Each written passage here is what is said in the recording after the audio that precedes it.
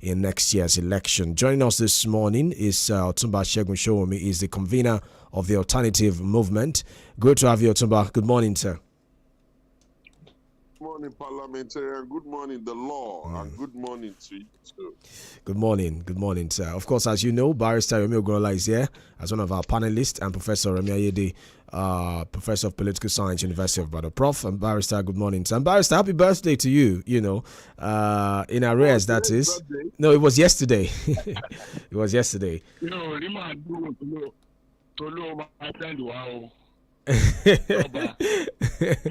worry. Yeah. I don't see your money. Good morning. We don't see you, we don't pay. Yes, it's been a while. So you have made us have to come. It's been a while. Yes. All right, Prof. Good morning. Good morning, Prof. Okay. It appears Prof has some challenge with his audio, but let's start off with the conversation. I mean, as Barrister said, it's been a while since we had you. I didn't know you didn't hear me. Oh, okay. I can hear you now. It sounds like you're in transit. Yeah. Okay. Well, I'm actually on the side of the road. In a car. Oh, okay.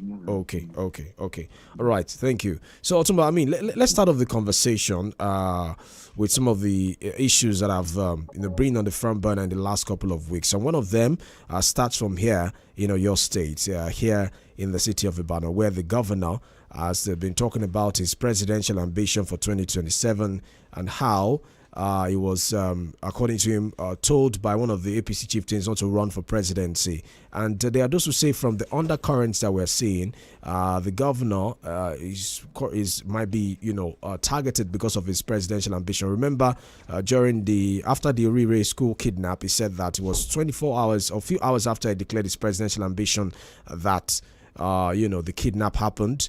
And then there was a story about the EFCC wanting to have access to contracts that had been executed by its administration. Although the state government approached the court and the court ruled that the EFCC's request was speculative.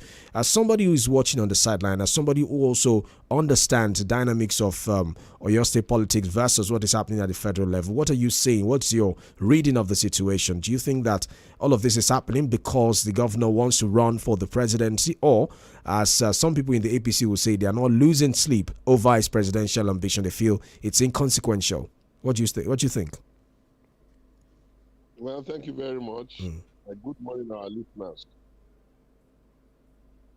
Governor Oluseyi situation is one of the most depressing issues that I have encountered as a bona fide Nigerian citizen.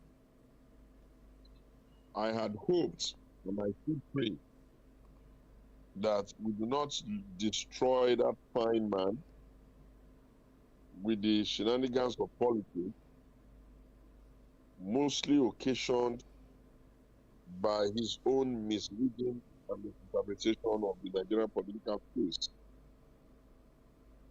Fact of the matter is that anybody who goes about that public from time to time will, on the surface, say that a good example of governance is here.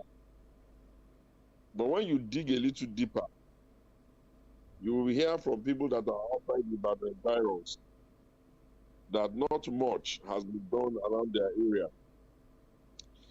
That maybe these processes have been a bit more in Ibadan than in any other place. But that's neither here nor there. If one person does Ibadan, another person can do Ogujuman, so I'm not too bothered about that.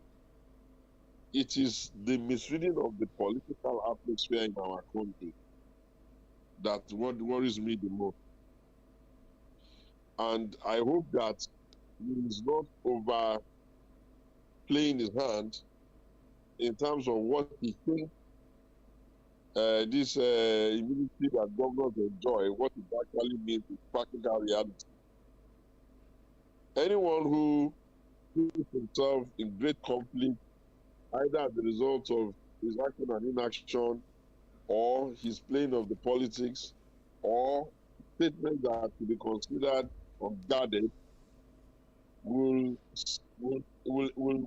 instigate certain powers in such a way that almost everything around him will now begin to move away from a smooth sailing climb down to what will now become a destroyed asset.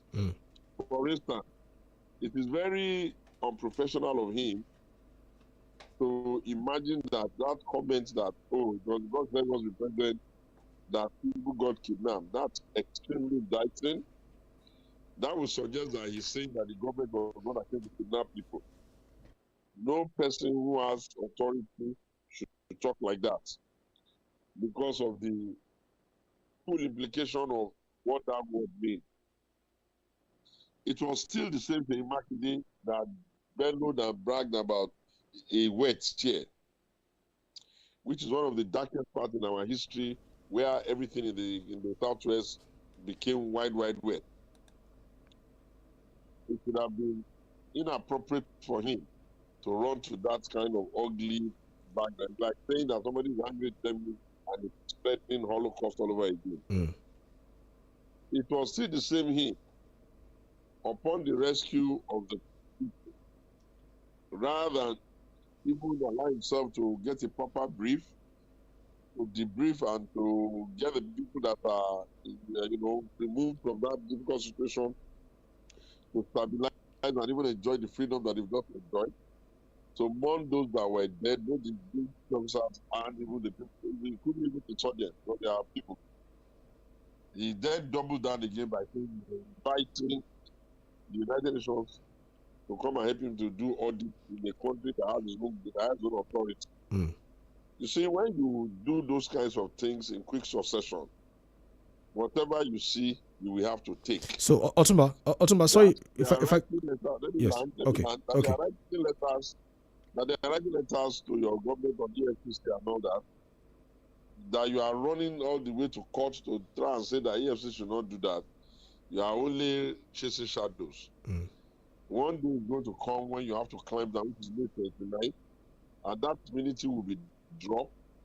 And may you not find yourself in a situation where the hostile powers of government will now be unleashed on you, which could have been also unleashed, but not in a very hostile manner.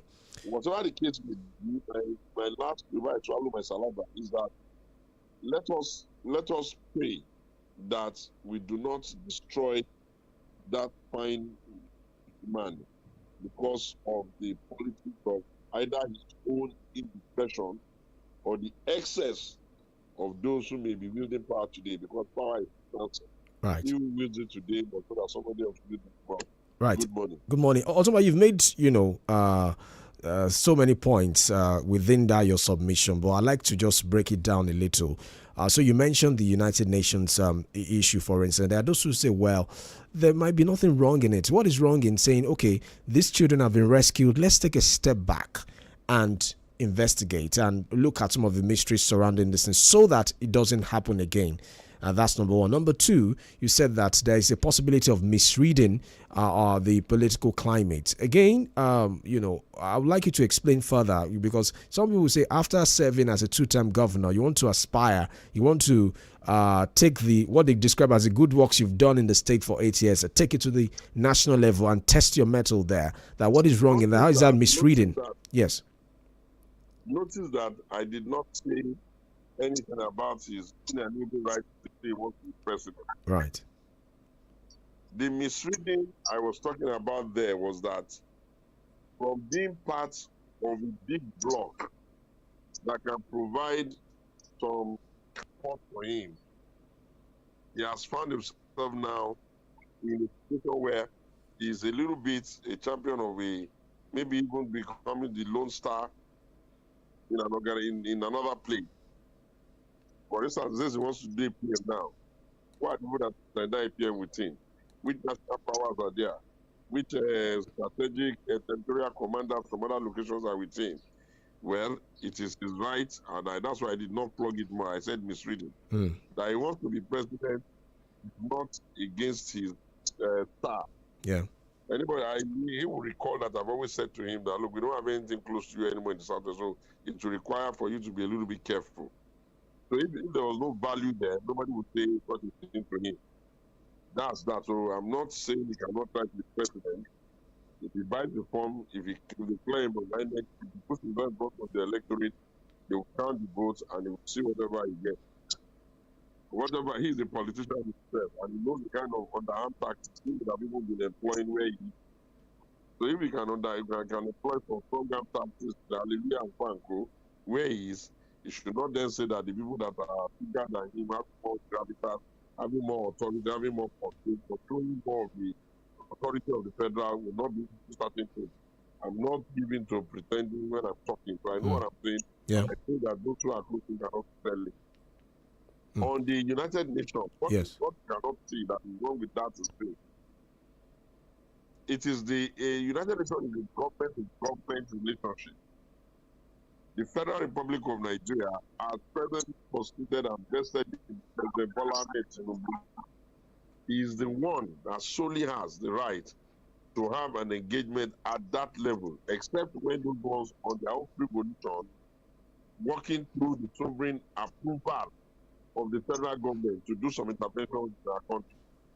No international organization, no international country can border, jump over its border, leave the national government and the national authority that represent the sovereignty part-time and start interfering with a subnational or even lower, except with permission.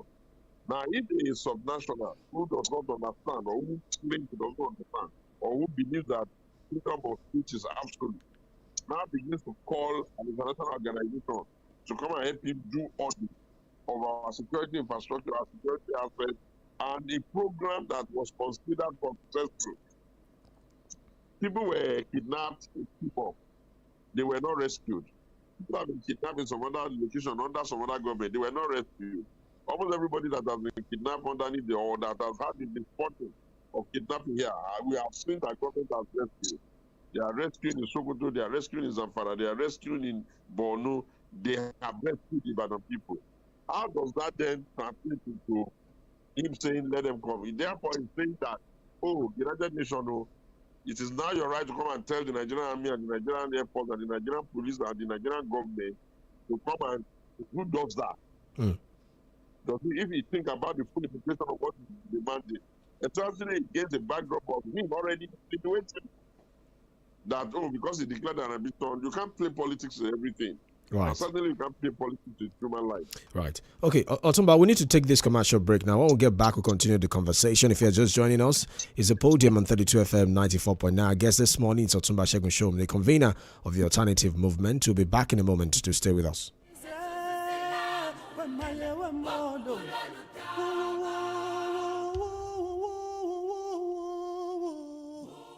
Feel better about your life. 32 FM 94.9, the antidote to depression. My family can't go 1 week without drama. 1 week, 1 wahala. Maggie, love, oh, me and Maggie so good together. Yeah, Maggie, love, oh, me and Maggie so good together.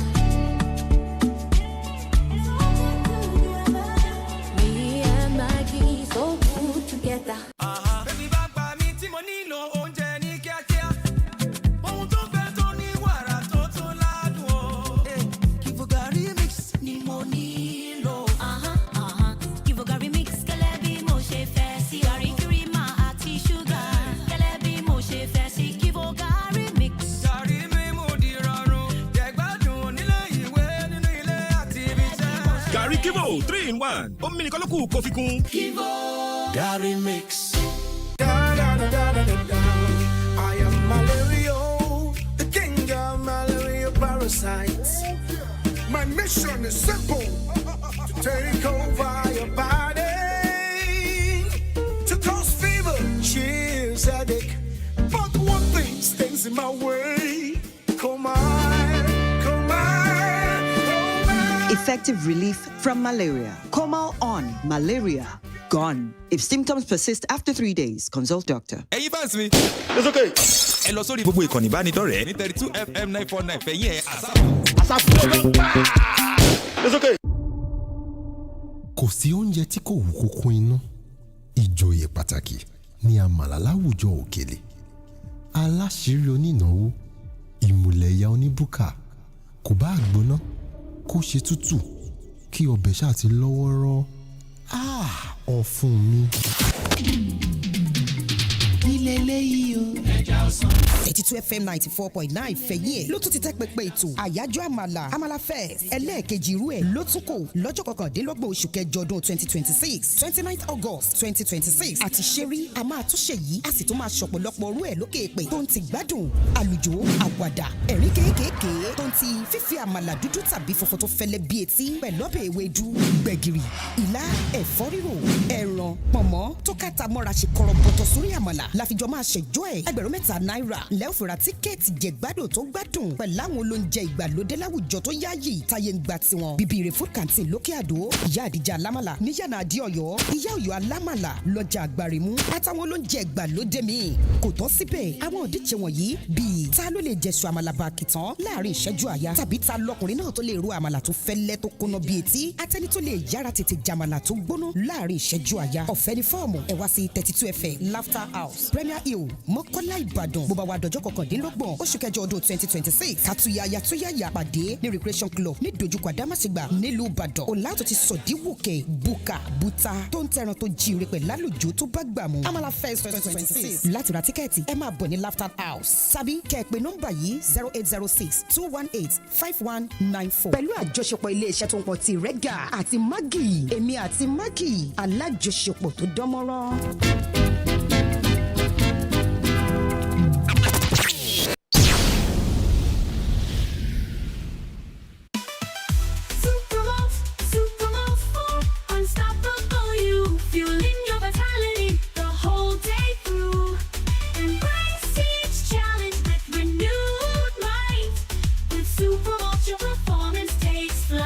With 20 essential vitamins, minerals, and nutrients, one Supermalt multivitamin after breakfast every day keeps you going.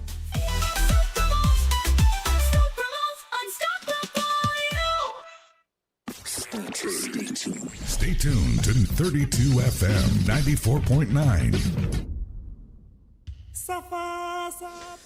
Welcome back to the Podium 32 FM 94.9. We're live on Facebook, 32 FM 949 Fenya. Our guest is Otumba Segun Showomi. Is with us virtually this morning. So Otumba, just a quick one before we go to our panelists now. You spoke about the presidential ambition of the governor that, of course, he has a right. But there are those who have talked about, the timing of this ambition. There are those who have likened it to perhaps when the former vice president, Professor Yemi Osinbajo, was also running for the APC ticket at the time against President Bola Tinubu. There are those who say, well, maybe if President Tinubu was not in the race, maybe this would have been a good time for the governor. What's your thought on that kind of, line of argument, so to speak? Yeah, well, the truth of the matter is that they are not in the same party. And we must not allow this democracy to get to such a point that nobody will be challenging for the presidency. So with that right, is contributing something, at least by offering that he wants to challenge. The only challenge that he in particular has is his leaning. If you look at the president and his trajectory for becoming president, he ensured that he stayed with his own caucus.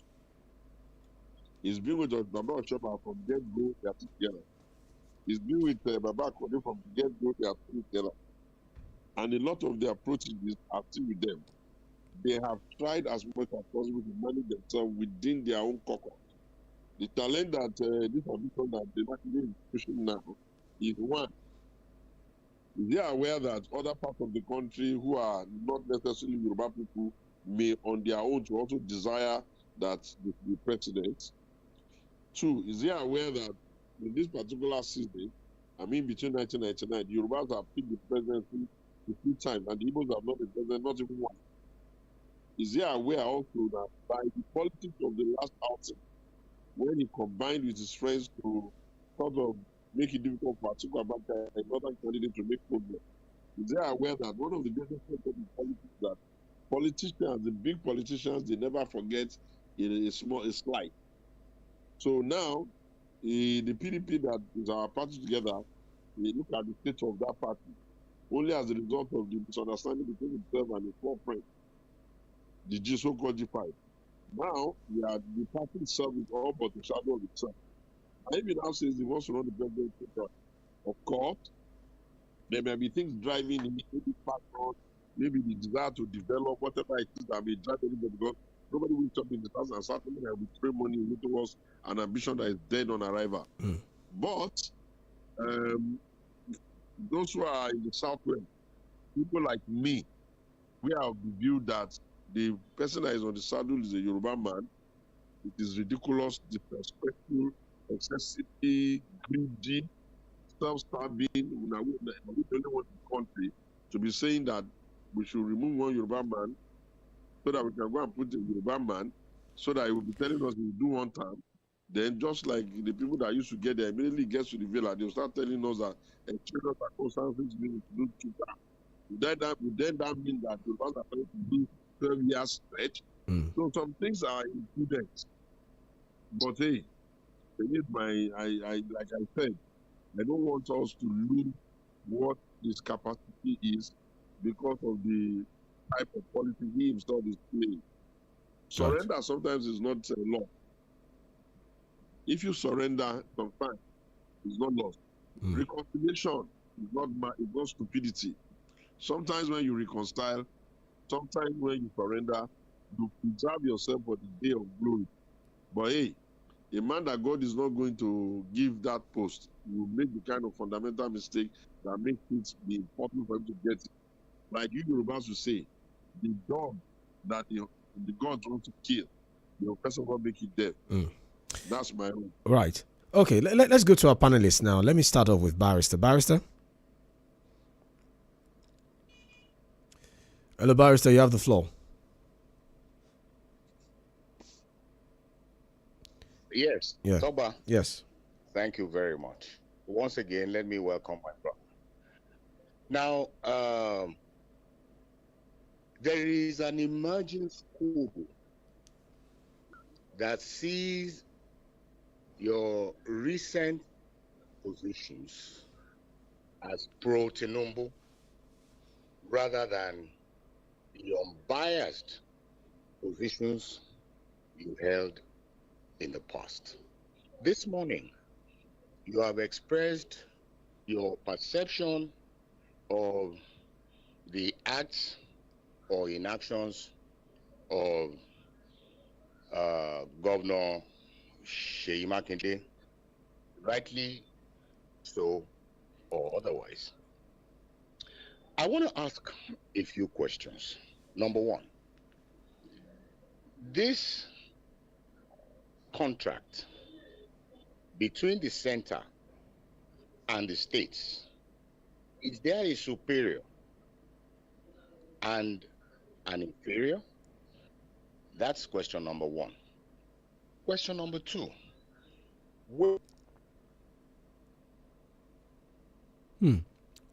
Barrister, it appears we've lost connection with you.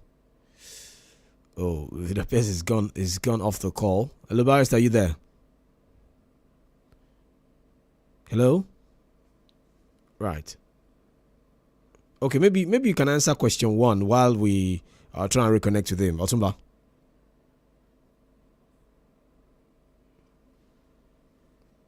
Hello, Otumba, are you there? Oh.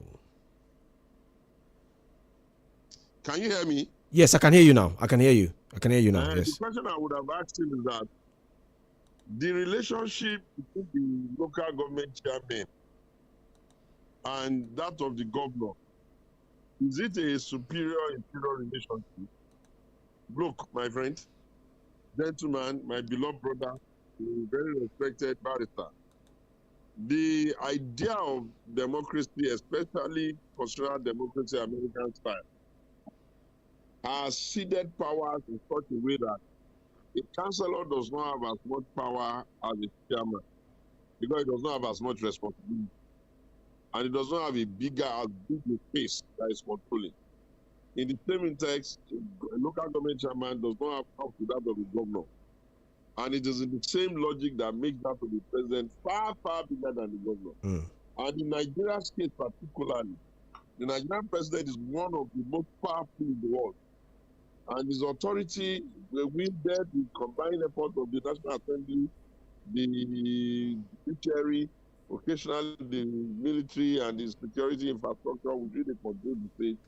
You may be undoing yourself if you think those powers are small.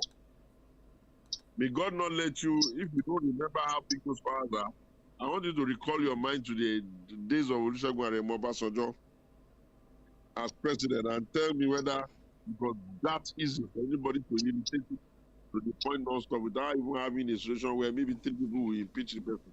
You see, pragmatism is superior to intellect. Because if you are intelligent and you are not pragmatic, you will just be sweating and suffering. This which I'm telling you now, and I'm saying it in good faith because he's my brother and I like him and I really, really believe in his developmental ideas. I would not want anything to come and now rob us of him. If he gets himself into a difficult political situation and to the whole political thing now indulges him too much, he will no longer be an asset that can be used. To get yourself destroyed when you have gotten yourself into power is very fast. And it's not going to be the first one to be governor. Some governors have got into governor, they've left government and they've not been destroyed. The vice president of the Federal Republic of Nigeria today was a former governor. They have to deal with the challenge of their people, but because he managed himself very well and he worked on a very narrow path, he is vice president. If he continues the trajectory, he will end up being president because he has managed himself well. Right. If you have not gotten power, you will be thinking that it is very easy for you. Okay, Barrister is back. Yes, Barrister, you're back. You went off the call after your first question, so he has answered the first. Yes. You know, in his response, yes, I, with all due respect, beg to disagree with him. Okay. We were all in this country when Obasanjo was ruling. And we know the positions that Tinubu took with that government. And quite a number of us were in support of Tinubu when he took, those positions which were anti-Obasanjo and his government. The second question that I was going to ask, if there is an emergency such as Oriri that we had in Ibadan, what does the law say if the federal might is to be employed in that state?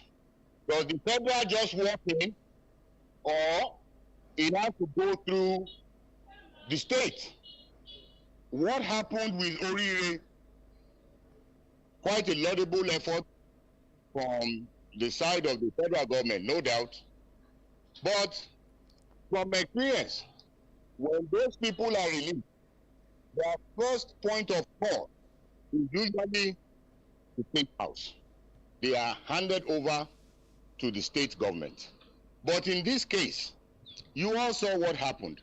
Even the governor had to be a guest at the 2nd Mechanized Division to see the indigenes of his state. So, I am asking the question, in situations such as that, what does the law say? Does the federal government just walk in, just like that, ignoring an authority that stands between the central government and the people? That's the second one. The third one, you have expressed so much disdain, permit me to use that word, for some of the acts of 𝐂𝐈𝐒, but you did not go into what I perceive as the not permissible act of the central government, like the one I just mentioned, coming into somebody's state and just taking control just like that. And two, the issue of EFCC.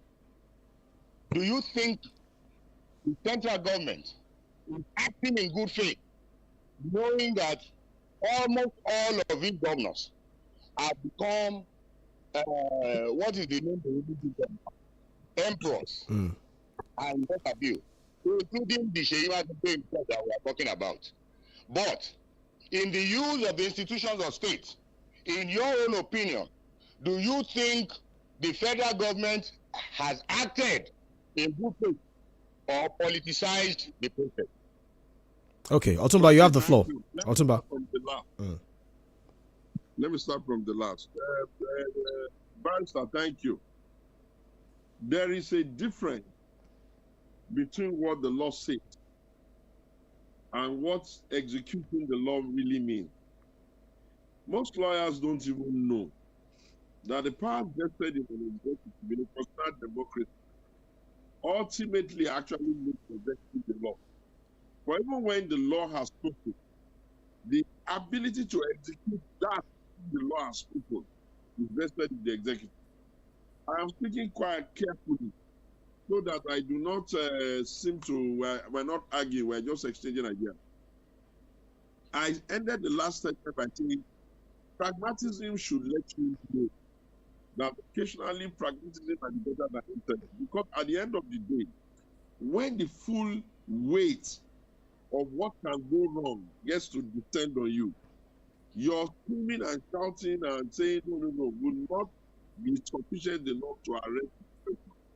And whenever you play Russian roulette with your own plan, you are more interested in getting yourself out of that dangerous situation than trying to say that, oh, does he not know that they are going to risk his life? The federal government in the country has been very powerful. The states, relative to local governments, are quite powerful. And it is that same thing that you see at play here. This democracy is still evolving. We have not seen a judiciary or even a legislature that has this factor to be able to look the federal government mostly in the eyes and say, don't do this, don't do this, don't do this.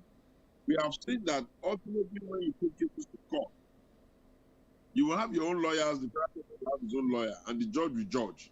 And if the judge rules on the side of the federal government, there is nothing you can do. Therefore, why bring yourself into that kind of difficult situation, entirely because of politics? On the real matter, I don't think that any president, what is called, will be too interested in the legal procedure when children are already in that kind of dastardly situation and somebody has been slaughtered the way it has been slaughtered. Greatly addicted. The entire nation and the countries of the world are already addicted. And the responsibility of the commander in chief, instructions to his commanders in chief to tell them go in there and go and solve that problem.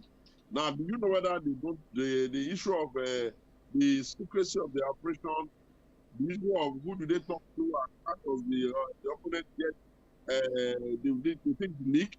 Do you know whether the experiences they've had in other institutions, maybe in another area, where they will plan something before they even get there, it has leaked? Do you know the kinds of operational dexterity that will be required? If anybody sits down in a office and thinks that he will be the person is deluding himself. He's living in delusional land. And if people are encouraging him to continue in that direction, I wish them well. But one thing I know for sure is that the governor that is going out of government in the second term is much more nearer to go and have his day in court than the president that is still having one more term. The president will have a good 4 years if he gets elected to readdress a hawk or a slide. Sorry, Shegun, my brother. Shegun, my brother. Please, let me crave your indulgence to just ask this. Are you saying that we should accept because we cannot do anything about it?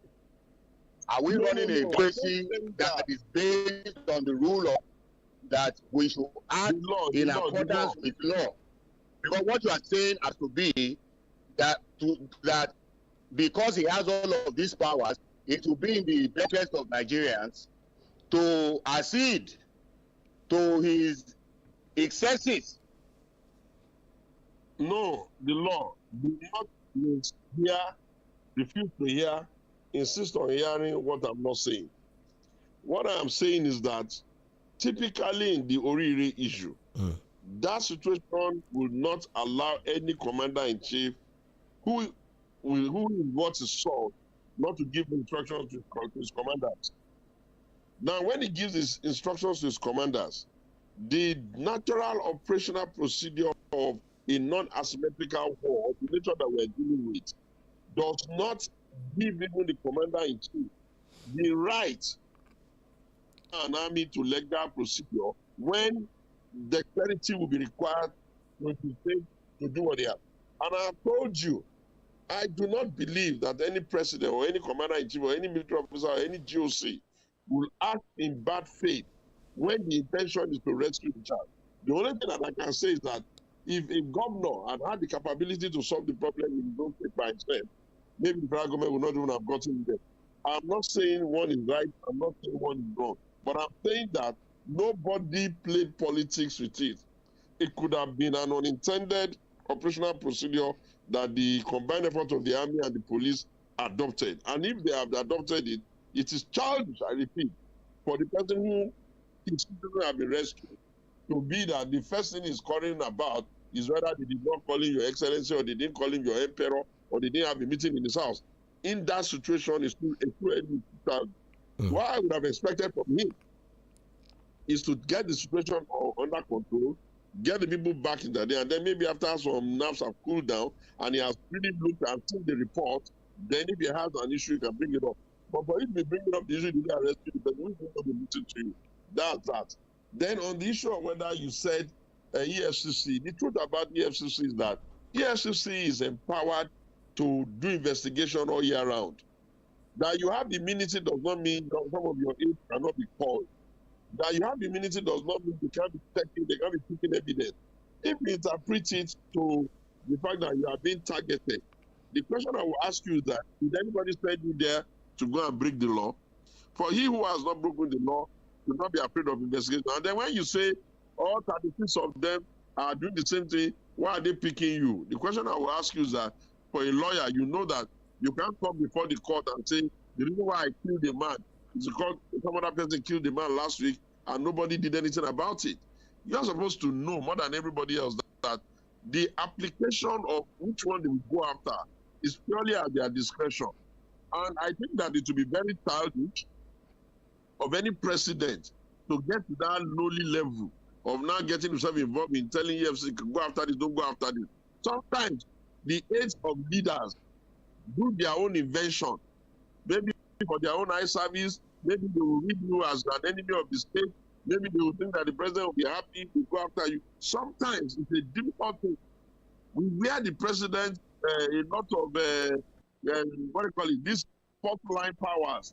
That those fourth line powers are used on his behalf by those who are already vested. The only person that can determine whether that was the right thing or not is the chairman of the FCC, who will have the authority to give them instruction, go after this, don't go after this. And if they have 1,000 cases and they choose to go after your own, sorry, even your village people are doing you. But that will not necessarily be an excuse, because in the first instance, what they are doing is still within their powers. Right. And I'm not, with all due respect, when you say I'm supporting the president and all that, I am supporting ideas. And those ideas, if they become wrong, I will oppose them. Right. Every day when I go to bed, I will tell myself that tomorrow I'm going to go ballistic for Parliament to remove. That will be the next day we'll come and do something and say, God, let me give you one. Of recent, I've been getting a little bit agitated that is he not even getting too powerful? What is the meaning of this? What are we going to do to support? Okay, let us look at it. Let's see who can. Guess what he did? The next day in the morning, he came and said he's sending a bill to the National Assembly for State Police. This is a procedure and a bill I have been praying for since the beginning of this democracy. And suddenly I see him writing that is inside my brain.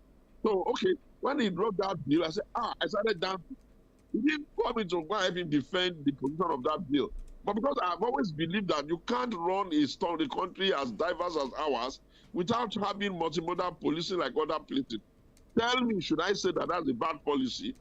If I not tell you that's a good policy now, there's no way supporting it. Should I oppose what I fundamentally agree with? If his name was not Bola Tinubu, it would not have made any difference. If his name was Atiku Abubakar, he was doing the same thing, it would not have made any difference to me. There are things you can quarrel about, but there are structuring issues that you say, this guy is trying here or this trying here, and these are very difficult things to achieve. Okay. The amount of energy to take let's go to Prof. My brother, yes. I want to be very clear and I want to be quoted. Yes. Everything I say concerning Governor Oluseyi Makinde is born out of the fact that I want him preserved. And I don't want, if you have a brother or you have a son or you have a man that you look up to, you don't want him to get in such a situation where they would have used the politics of power and all that to prevent him from even going to the next level in his own development. Right. Do you have anything that resembles Sheyi that you're a Ibadan? Or is it not that same Ibadan that we have been coming to for all these years, where your roads are so bad, your cities are so archaic, you have light, you have good roads, you will pity him now. So if you have to tell him, take it easy, Mr. Man, don't get yourself bombed. Is that a bad thing? Okay. He doesn't have to take it. Have I told you to listen to me? Let's go to Prof.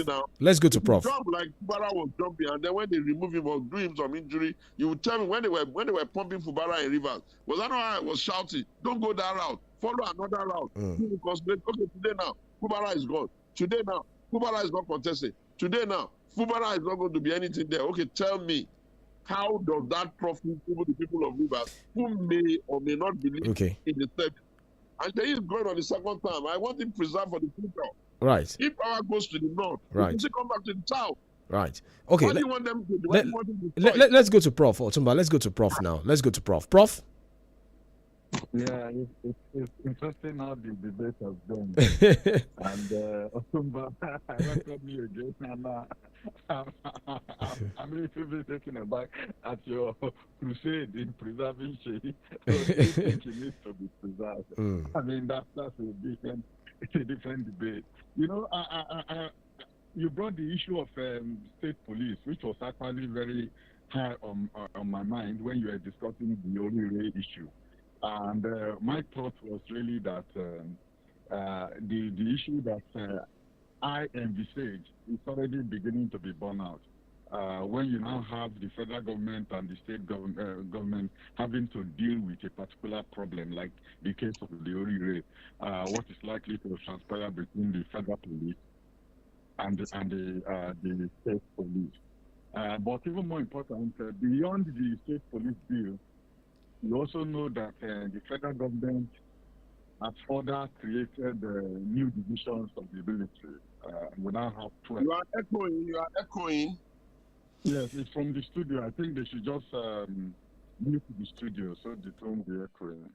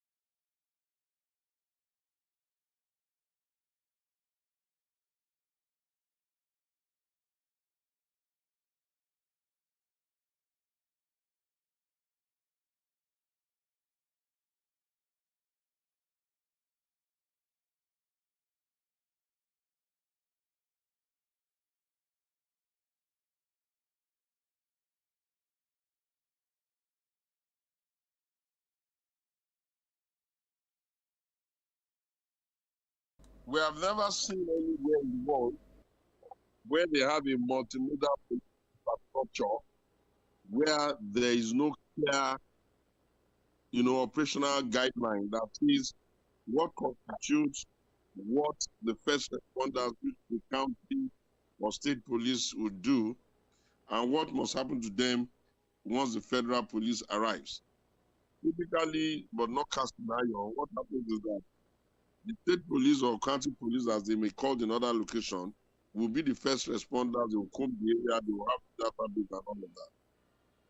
If the matter becomes one that has federal jurisdiction implication, like taxation, like drugs, or like something like murder or some high crime, and then the people from the federal arrive, what usually happens is that the state people will announce their arrival from the federal.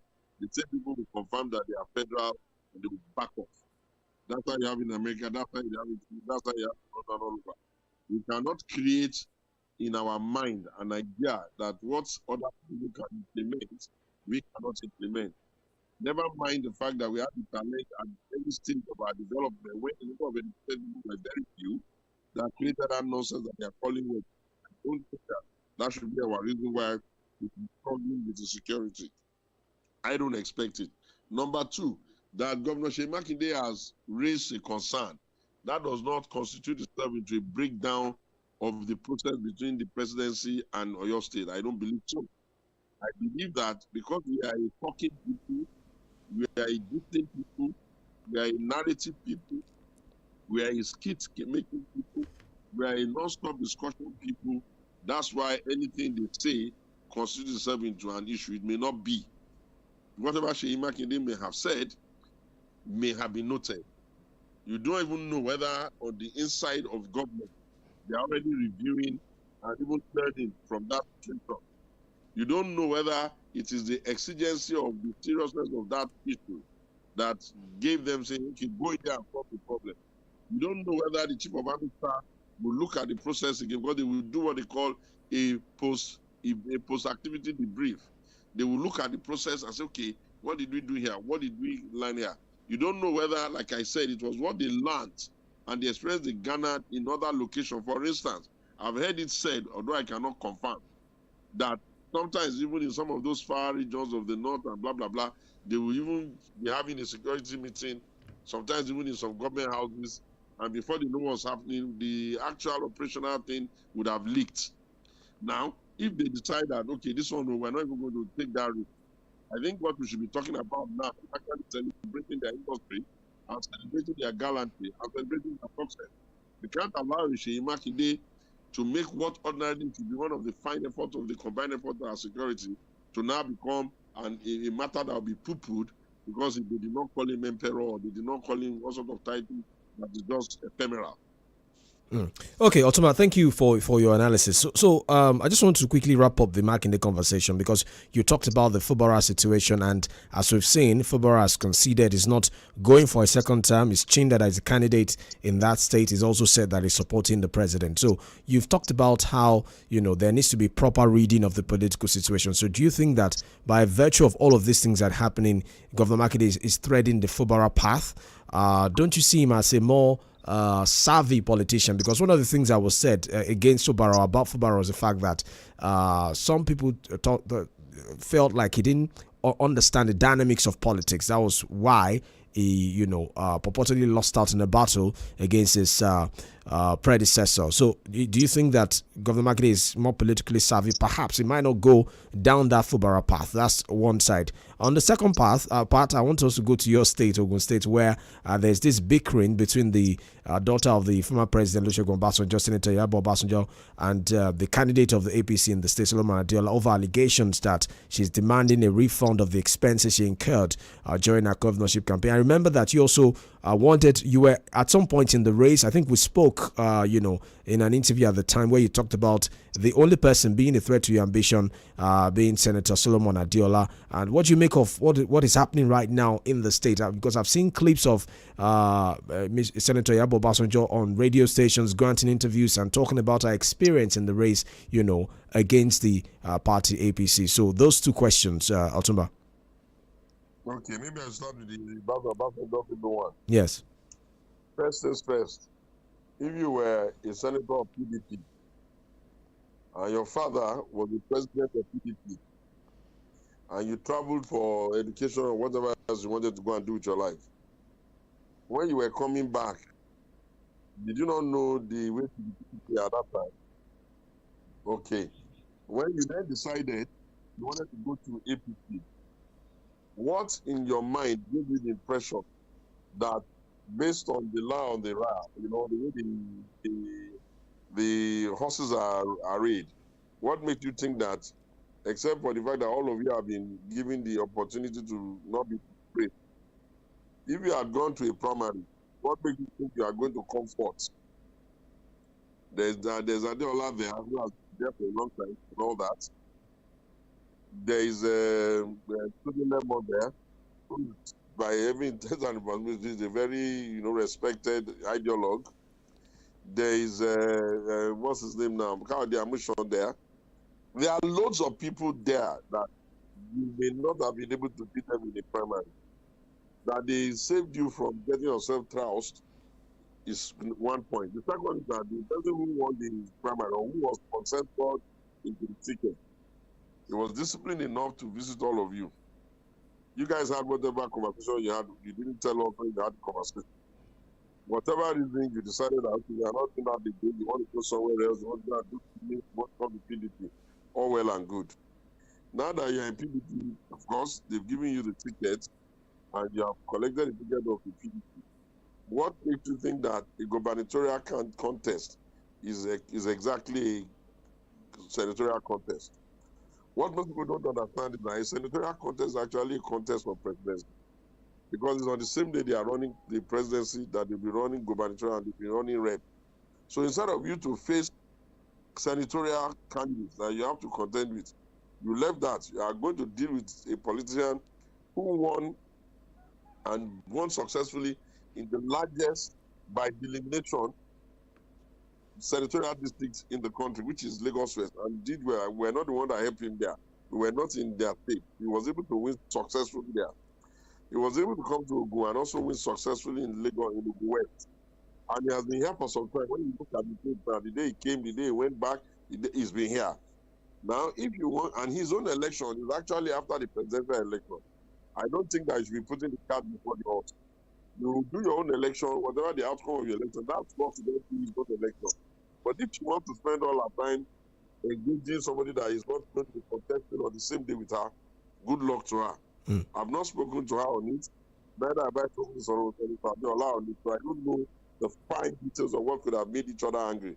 But it is their source of tea, it is their juice that they can go and source in it by themselves. That's what I want to say on that.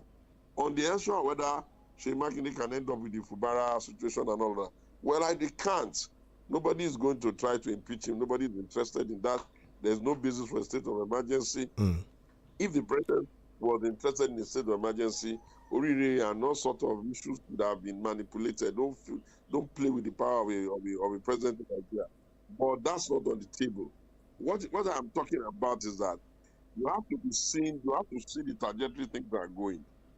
If you see the trajectory things are going, you should be able to say, okay, do you want to be bold at a time when your boldness will end up appearing like stupidity when the chips are really down? You are talking about an Oyo where even Ķeyi himself has tried to run before he didn't win. You are talking about an Oyo where he came from another party and got the ticket of the PDP to win. You are talking about an Oyo when his first election was via a big coalition made up of now 𝐃𝐈𝐒, Olubado and 𝐶 that put us together to get him in. You are talking about an Oyo that is now having a resurgence of the APC and there are people pulling themselves together. I don't know what will happen. You are talking about an Oyo that is going to be running the governorship or a presidential election at a time when somebody from the Southwest will be running an election. Well, I'm not a magician and I don't have all the answers, but I would think that it's not as easy or as simple as that. And don't forget, I myself am a politician. After all, you just alluded to the fact. Even this one we're talking about. Yes. I really wanted to govern here because I feel that my ideas are good. But when I looked at it, as I'm looking at it, the coalition that will be required to get us to do something serious has been destroyed by the people who are doing coalition around themselves. If everybody is doing a coalition around themselves, then it means that there's no coalition. And if there's no coalition, one must be pragmatic, sensible enough to be able to see what will happen. You know, ceteris paribus has been equal. Yeah. So Otumba, you did your calculation in Ogun State and you decided to pull out because you saw that there was no way you could, win that race. Yes. What I've done in Ogun. Yes. Wait for me to tell you when I pull out. What I've done in Ogun is to look at the state of the play and see whether a third force can be achieved in the way that it makes sense and meaningful. But as I'm seeing, it is getting late. About 5 people entered into a coalition. Of the 5 that entered into a coalition, almost all of them have gotten their own party now. ADC has Atiku, the other party, NDC, had people be. Yes. And now there's another one now having APM. All these 3 people are really supposed to be one block if only they are interested in building a coalition. But now, almost all the parties have candidates. And in Ogun is particularly difficult because Ogun is going to be one of the most keenly contested contests because they are significantly almost equally matched in terms of even the resources of the election. I keep saying, myself and Ladi, we have our issues, but anybody who underrated is joking. But for you to even begin to even think of underrating Solomon Adiola, you must be really naive. The fact that people are smiling does not mean that they are not tough. And the fact that you are saying your own thing that the law will not recognize does not mean you can prevent somebody from winning an election. If somebody is running an election and he has already won Senate in the state, how are you going to come and tell somebody that has been considered a good contest for Senate in the state, won the Senate in the state, that his mother is from Sokoto, his father is from Badagry? The strict interpretation of the law is that if you have been staying somewhere for 10 years, you can even contest an election there. And I tried very early, about a year ago, to tell them that Ogun has reached a stage now where we're looking at who can do the job. And stop having this unnecessary conversation that does not allow us to discuss issues, policies, idea, and vision. But hey, the Nigerian people have not matured to such a point where they want to do an election without this. And if you cannot find all the resources to do them, sometimes you may just watch them. Keep doing advocacy. That's why I started the alternative movement, so that we can still keep doing advocacy, in hope that democracy being a journey, as we go along, we'll be dropping some bad habits. Right. Okay, Otumba, let me go back to one thing you mentioned about the presidential race. I just want to ask you, because you are a politician, you are well grounded in understanding some of this dynamics. What do you make of the way the race is shaping up? Is there any reason for the president to lose sleep over some of the individuals that have emerged? As you mentioned, we have Peter Obi and Rabi Musa Kwankwaso in the NDC. There is, yes, I can see. Yes. If anybody that is wise, that is interested in the presidential election or that kind of contest, he had better start looking at 2031. Okay. Almost you can count and look at where the array of the forces are and all that. And even though you may say you're not a politician, you're a media person, you were here in the build-up to 2015. Yes. You saw the way the cookie was crumbling. Today now, if you look at the way the cookie is crumbling, the Electoral Act has even done one injury, which was not intended, but it's an injury all the same. Typically, before the Electoral Act, candidates would have been going around supposedly to canvass delegates for the primary ticket. That would have made them talk about things and all that, which would have been another subtle campaign. Right now, they have not had the need to do that. So essentially, we've not heard anything from them. And the ruling party will always have things they can point out to. It's wrong because it's the one that has the Republic, the one that is doing project and all that. And some of these things are not deniable. Over and above, imagining that as a politician, there is something you know that another politician in Afro Rock Parliament would have not know. And if you think it is easy, you would have asked, why wasn't it easy for them to beat Buhari, who was ill for 3 years and yet still won second term? If it was easy, why wasn't it easy for them to beat Bola Ahmed Tinubu, who was outside the establishment, even though he's in the party, and he won an election? I am not a daydreamer. I am a pragmatist in my activity. My biggest concern now has been, how do we even ensure that we even have strong parties that can even help us to do that opposition job when they have when the results are in the bag? Before Bola Tinubu, President of the Federal Republic of Nigeria, came in, you will recall that it was almost as if the Americans were coming to come and destroy our country. Today, they are already writing beautiful letters of commendation to themselves. These things don't just happen by happenstance. So if somebody sits down somewhere and says, it's going to win, if it's going to win, well, bring your people and let them bring their people and let them count. So, I mean, from yes. But what I'm saying, but yes. where I am thinking, so from where you're sitting, he has won that election already. He's won the election already. Okay. I mean, but yeah. I know him. He will never be complacent. You don't know about Ashwaju. Ashwaju is not the kind of person that takes anything. He'll be working as if he's not winning, but trust me, he's won it already. I mean, it's quite interesting, because there are those who say, why don't you see that path for Peter Obi and Kwankwaso? So that's an alliance that people did not see coming, because we're talking about, the northern vote plus the southern vote. We saw it coming. When Rabi Musa Kwankwaso even ran the presidential election, he could do something in Kano. He couldn't do that much anywhere else. And even in that Kano, he lost it at the tribunal in the first round of the tribunal. To go and help him get it back at appeal, or what do they call it? So if the margins were not that big, and if it was not decisive, in that Kano that you are talking, they have Gandhi now, former governor. They have Shekarau, former governor. Abba Gida, who is a Kwakwasiya from his own side, is now also with them. Over and above that, they have all the Speaker of National Assembly. In terms of the money part, the men who have money, you have to ask yourself, where is Kaliko? Where is Bao? Where is the Manga? Where are all these people? Look, let me tell you something, gentlemen. A lot of Northerners and a lot of Nigerians have accepted the idea that when it is the time of the North, they will produce a candidate all of us should choose, and the person can be there for 8 years.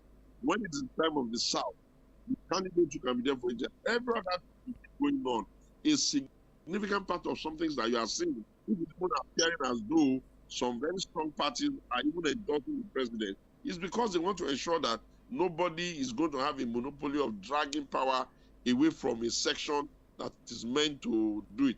It's not turn by turn, but for the purposes of stabilizing the country and ensuring that the country is good, that will happen. In the case of Peter, his major undoing is that he left it late to pick a party. And he has picked a party now that he's going to learn. It's very difficult to teach the people in the rural area the symbol of a political party. But Otumba, you can have people that are shouting and putting energy there. Yes. That does not mean that when we bring them out, they know the symbol. Otumba, sorry to come in here. Sorry to come in here. You know how hard it is to imagine that some people don't even know the symbol of the PDP. Sorry to come in here. Showing them the symbol. These things are not so simple. In Bayelsa, yes. Sorry to come in here, Otumba. Yes. You have seen the Ijaw leaders, all the strong boys of Ijaw. They have even set up their own campaign organization that they are running. That they have been. Well, you have seen the governor that was with Peter before, Alex Oti. You have seen them. So tell me now. Sorry, Otumba. All of them crazy, and they will not be. There will be something that is inspiring that. Otumba. The only person that can Otumba, sorry to come in here. Sorry to come in here. Yes. So sorry to come in here. So sorry to come in here, Otumba. Sorry to come in here. And I mean, you said that Peter Obi left it too late, but in his own argument, what he's saying is that the current government have been doing everything possible to prevent him from running. He talked about how he fears for his life. He said he's fearing for his life now. Yes. Yeah.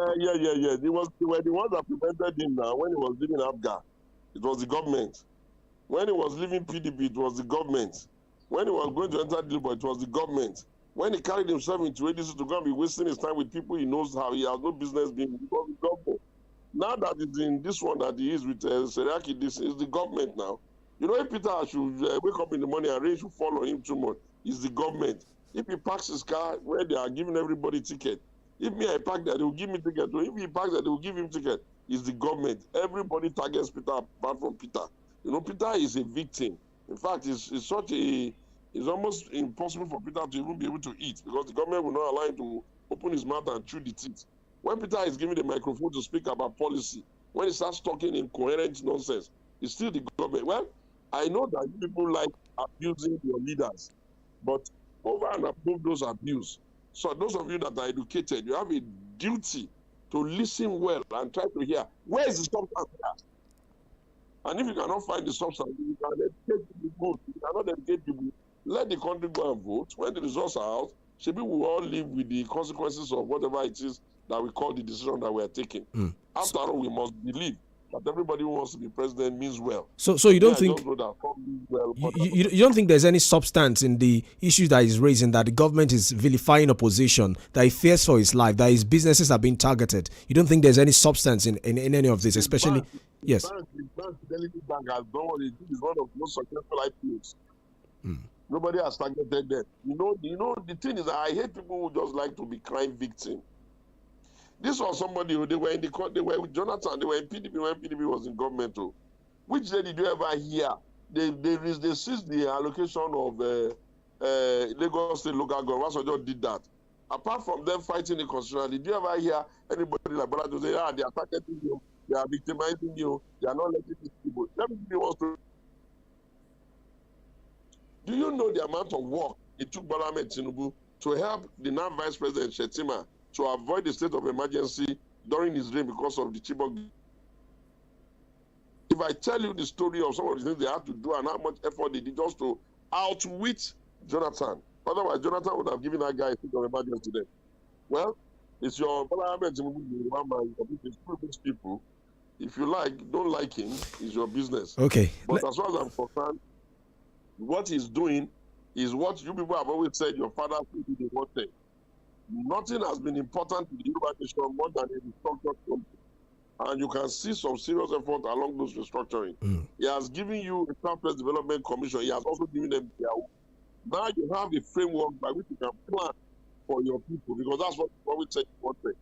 He's trying to give you state police so that you can have an instrument so that next time, God forbid, there's a problem, people like Sheyi will have their own police that they can easily deploy and give instruction to go and solve the problem. If God lets you work.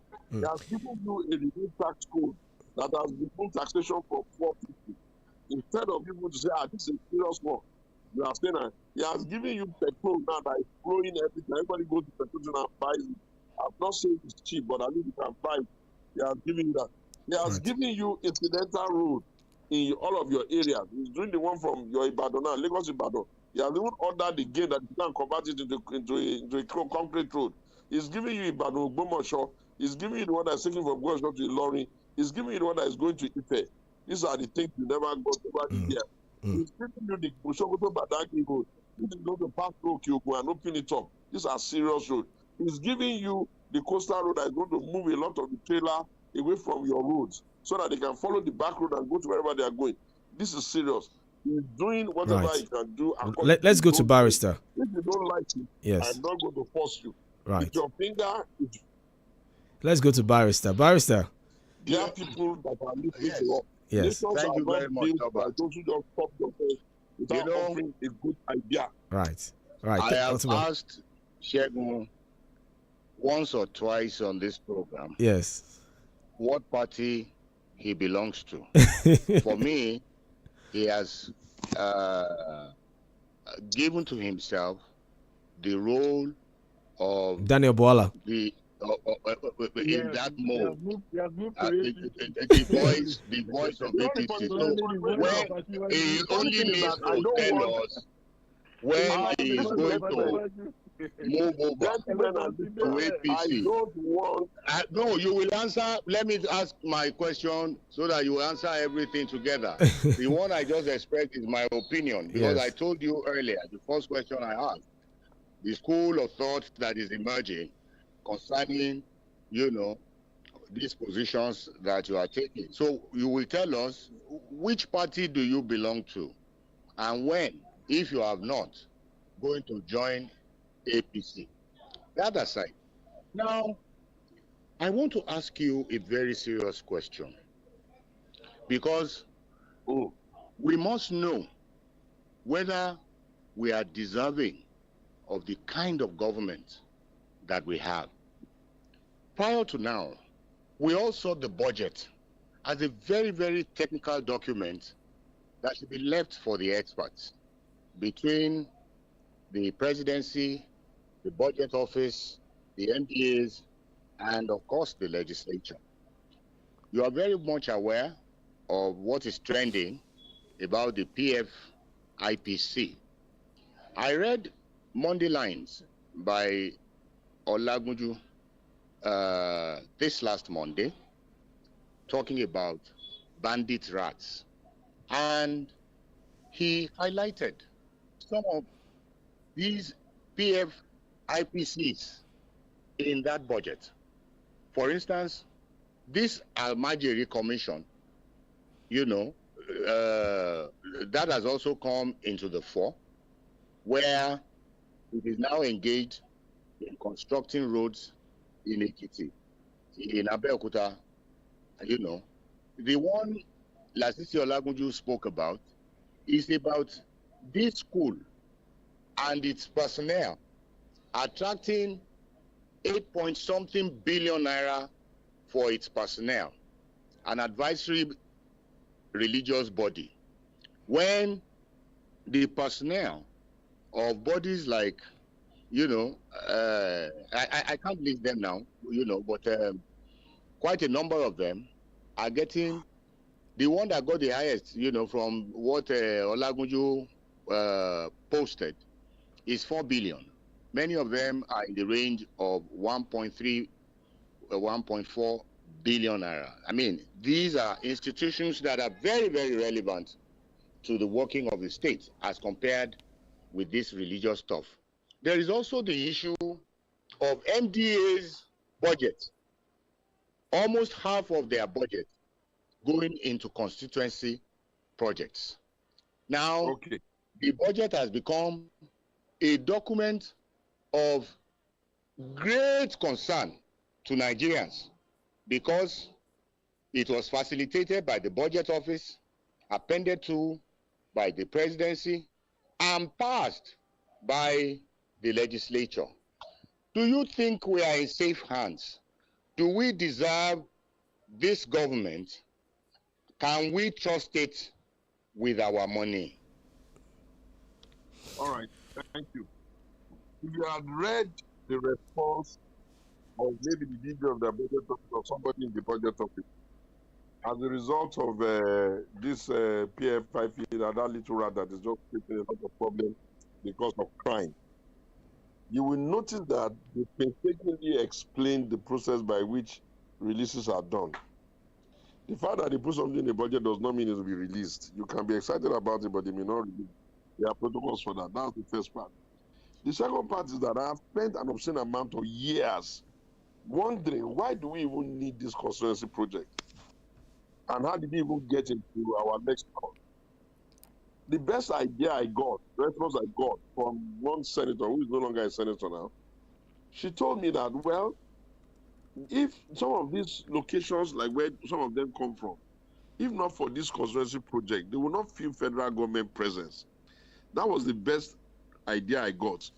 Then I went to one of the former technical people that is in charge of the National Assembly, retired now. I flew with him from Abuja to, I think, Enugu. No. Yeah, to Enugu. And then I sat with him and I said, sir, I am amazed that we have allowed our budgeting process to have so much components of process. Claiming at that time, my position is that if you give them so much money to be executing projects, it will first of all even limit them from being able to oversight agencies that will help them bring those money out. And what kind of nonsense is this? He explained it to me, and he also explained to me how he got to that sorry state, which is talk for another day. But if I were to say it, some very high-ranking leaders in the country, they are thinking of themselves. And I'm not taking permission from him to relate to that, but that was what happened. So bottom line, what I'm trying to say is that, you see, the National Assembly is actually the owner of the budget. Everybody brings approval, proposals for it. By the general, you lobby them enough to even give them appropriate. The presidency doesn't even have the powers to put anything in the budget unless the National Assembly puts it there. So when you are looking at some of the unease you have there, it is because by the very nature of a National Assembly, they are the ones that have been vested with that authority and they are self-regulating. Now the president can delude himself that he will not let what they have passed go. They can also insist that they will not let what the president has passed enter. That would then give us a stalemate, like you usually see sometimes in some other countries. But what the Nigerian governmental process over the years have managed to do is to leave them with everything they like, they want to do. That's their business. But between the office of the finance commissioner, that of the accountant general, and most likely that of the CBN or whoever is giving them their cash, they have the ability, and the MDAs, they have the ability to control what they will release and what they will not release. Of course, even that system itself can throw up some favorites. People who may be seen as favorites and can easily pull out their own component of the budget. But if you ask any legislator in Nigeria or any senator or any rep, he will tell you that you are in the rep or the Senate does not mean that you are going to take plenty money to bring to your consent. That some people are more equal than others. Now, if you ask them, why is this so? They will say it is the way the what do you call it? The house, the culture there. That if you are too aggressive, they will suspend you. And you are not unaware of how it is possible for someone to stand up and if you are ruled, you are not unaware of how somebody will want to vote, they will say the eyes have it. You are not unaware of how people have been suspended. So I think that, in my opinion, this nonsense that has happened, which I do not approve of at all, has brought us to a point now where we must do a complete overhaul of that process. And in the interest of all of us, begin to figure out how to drop some old habits. If a legislator is busy chasing contract, where would he have the opportunity to do oversight? But Mr. Man, Mr. Woman, Professor, the law, all our listeners, they are the ones who have been constructed and constituted to regulate themselves. So better is that get your representative to change their ways so that we can have an increase in good behavior there. That is the only thing. Otherwise, if the national, you know that the elections are going to defeat the president. Do you know? The power of a democracy is with the legislature. If they know what they are doing. Yeah. So if they make a law, people that can sit down and make a law tomorrow, and then we have to be compared by, you think they are weak? Let us pray to God that they will stop being glutonic. They will stop taking money that they don't really need. Some of them are even quite wealthy now. They don't just understand that too much money is not going to make them become immortal. Right. Men who are immortal are men who understand the fine print of law, the fine print of jurisdiction, the fine print of legislation, and standing for the right. All these, we are building road, we are building this, are not immune from EFCC, checking up, are not immune from EFCC, checking up their contract.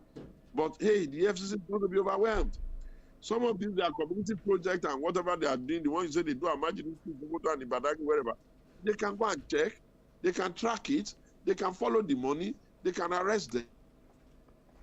Okay. So, Otumba, please hold that thought. We need to go on this break. But I just want to ask you, because before Barrister, a part of this question was, with all of these issues, the PFIPC scandal as well, that he asked you a question. Do you think we can trust this government with our money, with our funds, with some of these issues? So I want you to address that. Yes. We will not be able to know until we audit them. We don't have the powers to audit them until they are gone. When Jonathan left office, we audited him, and some of them are still in court. So don't be too excited about all this. They are taking money. Leave them. The day they are going to answer for their indiscretion is after they are gone. Okay. Because that's how we designed the Constitution. Let's go on this break. We didn't design our Constitution to take governors to court while they are in office. We didn't design our Constitution to take the president to court. Let's go on this break, Otuma. Let's go on this break. The job, and then we'll review. Let's take this break. When we get back, we'll continue the conversation on the podium. We're live on Facebook, 32FM 949. Like the video, share, and drop your comment. We'll be back in a moment to stay with us. Stay tuned to 32FM 94.9. My family can go 1 week without drama. 1 week, 1 while. Maggie, oh, love, oh, me and Maggie so good together. Yeah, Maggie, oh, love, oh, me and Maggie so good together. Me and Maggie so good together. Kò bá jẹ́ 24, 29 tàbí 32 ṣáà ti fẹ̀yìn ẹ̀ pẹ̀lú wa lórí gbogbo ìkànnì ìbánidọ́rẹ̀ẹ́ kàn tẹ 32FM 949 fẹ̀yìn ẹ̀.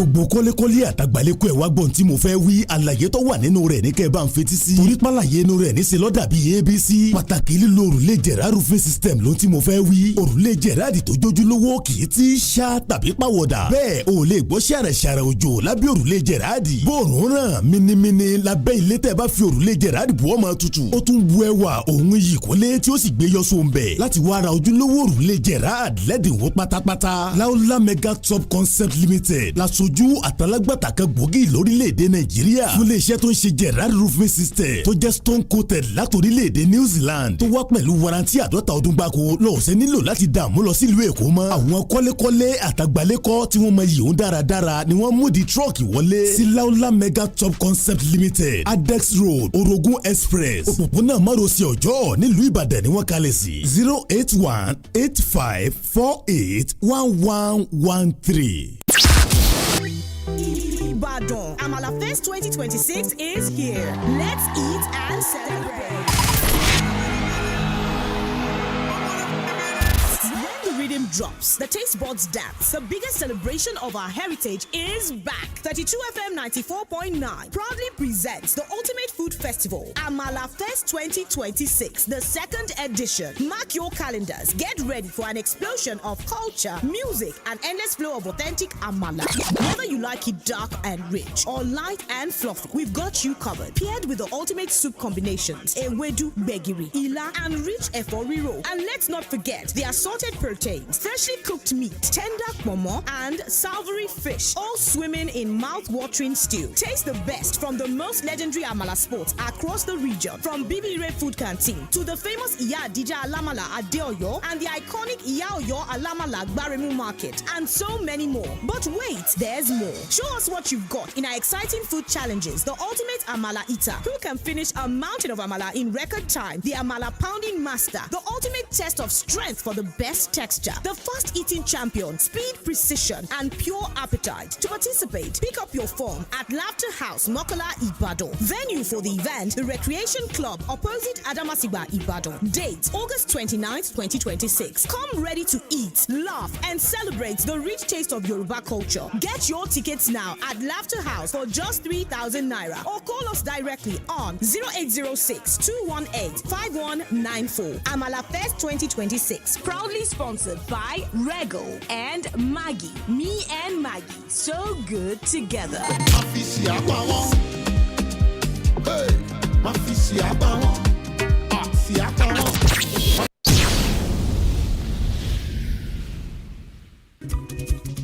Golden Chance Lotto Lanta nígbàkúgbà tá a bá jẹ lẹ́sẹ̀kẹsẹ̀ ló sanwó. Gbogbo oníbàárà Golden Chance Lotto ẹ kú àdúró ti wa lóòrèkóòrè ní iléeṣẹ́ Golden Chance Lotto yóò máa tẹ́yìn lọ́rùn lórí ìbáṣepọ̀ yín pẹ̀lú wa. Golden Chance Lotto lẹ́sẹ̀kẹsẹ̀ ni wọ́n san winnings ò ní jẹ́ tán kó tún máa bèrè nínú ẹ̀ níbikíbi ló ti lè gba winnings ẹ̀ you can get winnings anywhere èyí gan ló mú ọkàn oníbàárà wa balẹ̀. Golden Chance Lotto kẹ̀tì láti sọ oníbàárà dọlọ́rọ̀. Golden Chance Lotto iléeṣẹ́ ti wa àfààyè gbàgbàkúgbà láyé àkìsọ pé kí àwọn agent wa tajà máa fi kan dí kan. Iléeṣẹ́ Golden Chance Lotto yàtọ̀ lẹ́sẹ̀kẹsẹ̀ làwọn sanwó tó sì hàn kedere fáyé láti gbà yí wa wàràǹsẹ̀sà ni winnings ìdí rèé tí iléeṣẹ́ Golden Chance Lotto fi jẹ́ aṣíwájú láàrin àwọn akẹgbẹ́. tó o bá fẹ́ di alágbàtà wa fi àtẹ̀jíṣẹ́ ránṣẹ́ sórí nọ́mbà yìí 07033976247 àdéhùn àti àsọtẹ́lẹ̀ ń bẹ o. nígbàkúgbà tá a bá jẹ lẹ́sẹ̀kẹsẹ̀ ló sanwó. Golden Chance Lotto ọ̀nà tó yá láti sọ di mílíọ̀nìà. àfojúsùn rẹ ni kó ra lẹ̀ tì kí o sì ní ọjọ́ ọ̀la tó fọkànbalẹ̀ àbí o tilẹ̀ ń gbèrò ilé kan tàbí ilẹ̀ ànípamọ́ iléeṣẹ́ Southsand Property ló ti fi àǹfààní sílẹ̀ fún ọ lórí ilẹ̀ wa ti Orange Estate ní agbègbè ológun ẹ̀rú níjọba àbílẹ̀ Èdó nílùú Ìbàdàn pẹ̀lú mílíọ̀nù 3 náírà láwọn agbègbè tó jọjú pẹ̀lú ètò ààbò tó péye bákan náà ní Mango Estate lójú ọ̀nà Lifehot International School Àkófò nílùú Ìbàdàn tó náà jẹ́ mílíọ̀nù 2 náírà kò wọ́n rárá bẹ́ẹ̀ ló sunwọ̀n fún mọ̀lẹ́bí pápánbárì ibẹ̀ ní ti Apple Estate fún ẹni bá ń wá ibi tí ayé ìrọ̀rùn tó pin sí mílíọ̀nù 4 náírà ó ní fún ẹni bá dá tiẹ̀ mọ̀ láàyè àwọn ọlọ́lá abọ́ ọlọ́kẹ́ ló wà lágbègbè ayégún lójú ọ̀nà olójúoró nílùú Ìbàdàn ààyè san díẹ̀díẹ̀ ó wà láàrin oṣù 6 kò sí wàhálà kò sí àríyànjiyàn ẹ kàn sáà máa sanwó náà pẹ̀lú ìrọ̀rùn kí ẹ sì gba ilẹ̀ yín pẹ̀lú ìfọkànbalẹ̀ àti ìwé tó yanjú ilẹ̀ méjì ló ń ta wàràwàrà tẹ́lẹ̀ tuntun tó ti wọlé ní yàjóyàjó mílíọ̀nù 3 mílíọ̀nù 2 àti mílíọ̀nù 4 náírà ó nílẹ̀ wa ìjáfara léwu fẹ́ni tó bá mọ iye ohun tó dára wá mú tirẹ̀ pè wá kíákíá lónìí lórí 0916-461-5000 tàbí 091-155-500 tàbí kí ẹ kàn sí wa ní Laughter House orí òkè téńté Premier Mọ́kọ́lá ìlú Ìbàdàn Southside Property òrùlé fòtẹ́ẹ̀tọ̀.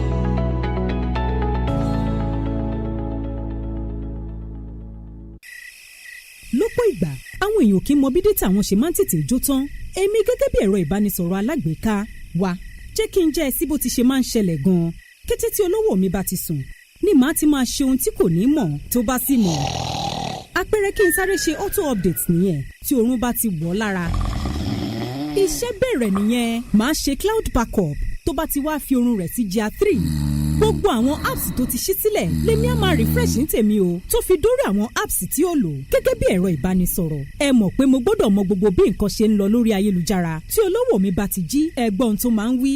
yéè mo gbé o dátà tí mo ṣẹ̀ṣẹ̀ ṣe máa ti tán. ṣé mi ò sọ fún ẹ. jára ẹ má jẹ́ kí fóònù ẹ máa fi dátà rẹ ṣe óblé ṣe àkíyèsí auto updates pa àwọn apps tí o kò bá nílò nígbàkúùgbà. ẹ̀rọ ìbánisọ̀rọ̀ lásán lèmi o kòkòrò tí ń jẹ dátà ní ìjẹkújẹ fún ẹni tí ò bá ṣe àmójútó dátà rẹ̀. jẹ ìgbádùn dátà rẹ ní wẹ̀lẹ̀mú leave it 100 MTN. My family can go 1 week without drama. 1 week, 1 wahala. Maggie, oh, love, oh, me and Maggie so good together. Yeah, Maggie, oh, love, oh, me and Maggie so good together. Me and Maggie so good together. You're listening to 32 FM 94.9.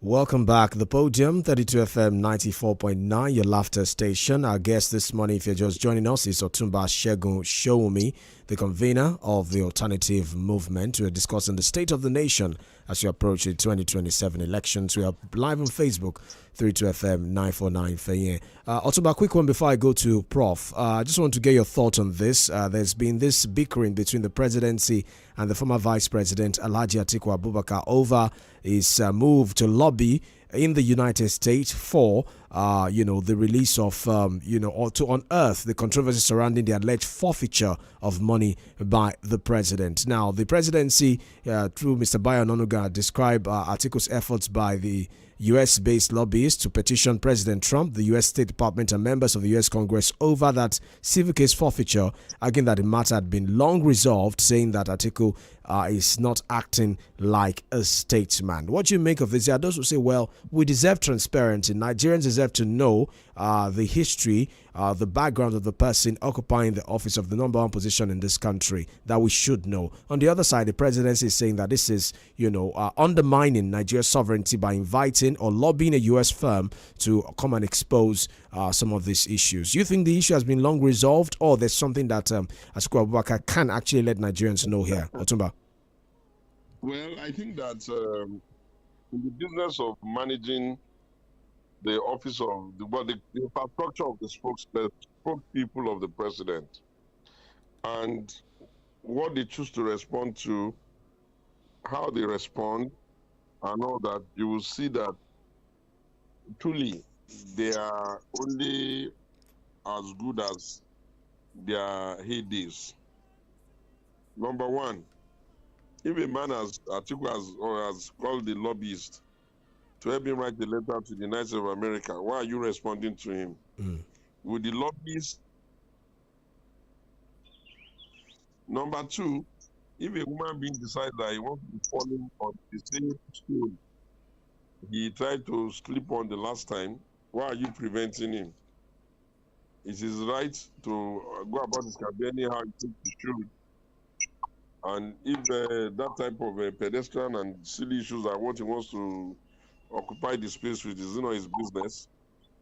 I will just want to make you understand. In the build-up to the 2019 election, yes, after the electoral tribunal was done, they had insisted in 2015 that Buhari does not have certificates. At that time, it had become popular that people were saying even if NEPA certificate is the good reason. And he won the election, notwithstanding the fact that that narrative did not do anything then. When they got to 2019 again in the Election Petition Tribunal, they went again to court, went to field, run up and down, went to sand halls everywhere, and represented the same issue that did not amount to much in 2015. When they got to court, before the fight, I was saying what I would be aware. I said, look, you cannot deprive a man of there's one word I'm looking for in English. You cannot deprive a man of eligibility to an office he has already acted on. The eligibility clause you put in is to say what must be the entry reason for get somebody inside. But when somebody has already crossed that bar and is already serving, you will find it very difficult to now come back to court and tell the court that a man who is already done that office for which you are trying to get eligibility, per how our own law is constructed, which is a little bit vague, you won't be able to use the same thing to prevent him. Of course, when they got to the court, the Supreme Court threw it away, saying that Buhari, number one, went to school. Number three is probably of law, blah, blah, all sorts of studies. But bottom line is that he could not have been considered incapable or ineligible to act in that office. Now, back to the issue of they are holding money, they are not. You know, I hate hypocrites. We are Nigerians and we should know our history. There was a time in this country when somebody wants to go abroad, they will refuse you. You do another passport, they will refuse you. It was only after 9/11 that it became a difficulty that you are stuck with whatever name, whatever identity you have.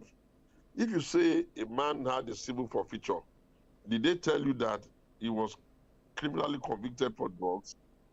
If those who did not criminally convict him then, who agreed that they will not give him back the money, whatever, do you think that that plea bargain would have been done if they thought he was fully culpable?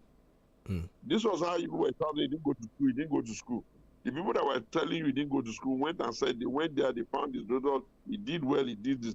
You see, Article's fault. It is actually the environment that fault.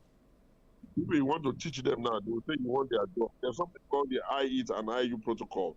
Anybody who is very vast in communication and philosophy will understand. There are some things that when your opponent says, you don't even need to go and be replying it properly.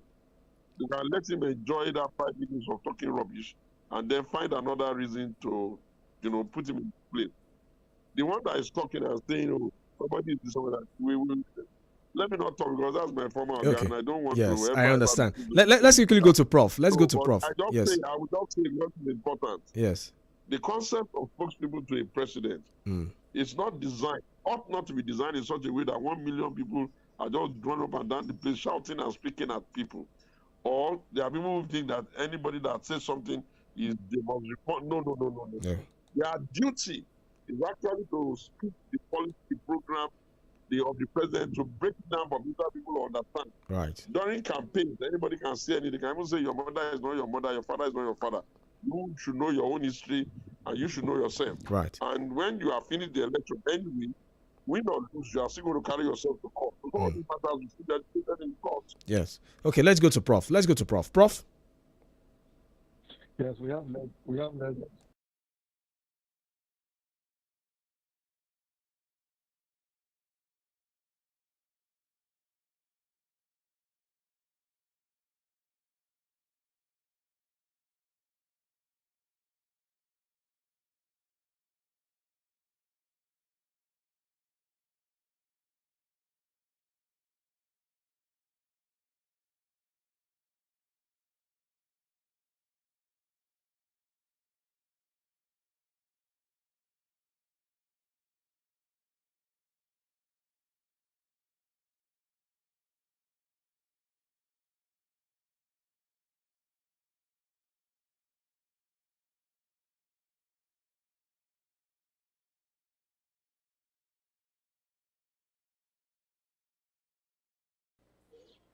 Hello, Prof. I don't know. Toma, did you get Prof's question? It appears it's off the call, but did you get his question? Oh. It appears both of them are off the call now. Okay. Hello, Prof. Yes. Okay. Otoma, did you get Prof's question? I got the part where he said whether the trade is or whatever. Okay, Prof. The first I would say is including me and you. We are all creatures of habits. Very difficult to drop, especially when we have been on it for such a long time. The second I would say is that the only person that the Nigerians, with all due respect, may have been interested in would have been Peter. There is nowhere you are sitting in the country where the background where Atiku or any other person in opposition. But the challenge Peter had was that Peter did not believe in himself enough. Because if he had believed himself enough, he would have known that all those time he was sojourning with ADC. He had no business being there. And thankfully, I shouted, I screamed it. Because I knew that it was those times he could have picked any party, like even if he picked both party, any small party, they would have been educating the people on the symbol. Because people know Peter already. They know him for some of his ideas. Some like it, some don't, but that doesn't matter. Everybody cannot like you. People know Bola Tinubu as Shadi president too, for some of. But the person that could have provided that real alternative, he did not allow us to settle the platform. And that platform I did not let us settle. He has to hold himself responsible because no president or presidential candidate are serious issues. That they have to deal with only 2 or 3 people in labor and he couldn't deal with them. I can't help him with that. That he could not think of taking another one quickly. I can't help him with that. That he spent his time sitting with the Matiku that have been saying they want to be president since 1992, deluding himself that he would be able to beat them in primary. I can't help him with that. So all of those things is what made it a little bit difficult.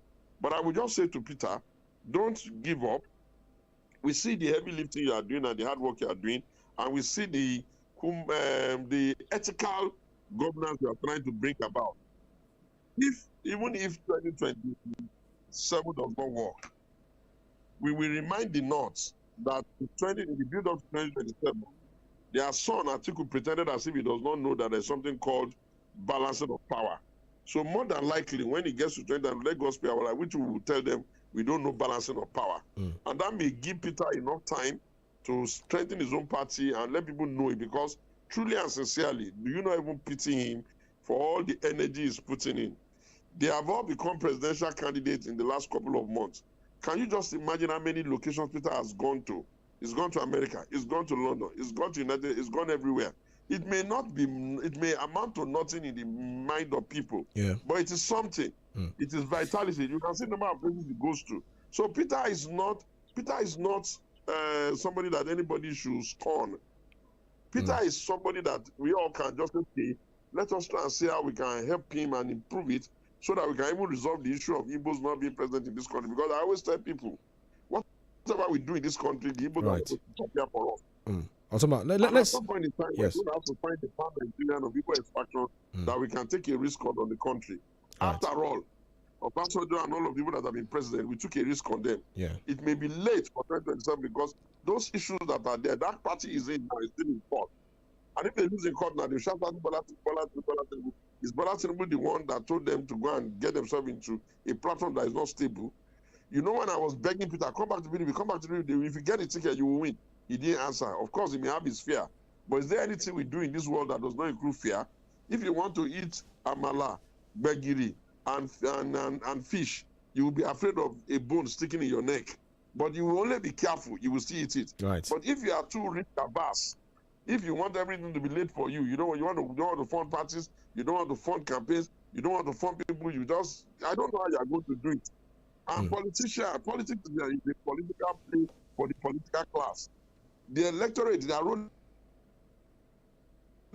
is to do politics. And when the political class is doing politics, no same politician will have people like to lose. Right. Otoma, let's open the phone lines now and take some calls. 0705 5000. Just about 10-15 minutes. That will be done. 0705 5000 949. Hello. Hello. Good morning. Good morning, sir. Good morning. Yeah, I'm calling from Mokola. Good morning, Prof. and Barrister and October Shegun.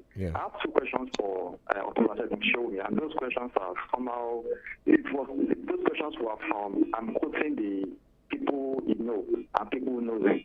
Paul Lide was a spokesperson for Atiku alongside October Shegun.